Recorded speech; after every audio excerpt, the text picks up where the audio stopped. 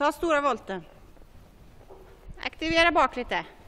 Aktivera traven lite. Var har du händerna?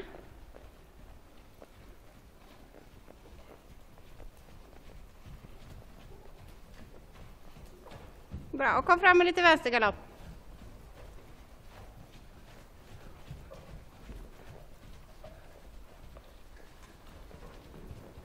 Bra, mjuk och fin hand. Ja, bra. Titta vart du ska. Titta vart du ska. Ja, det är inte så tokigt. Bra, mjuk i handen. Försök hålla lite från väggen.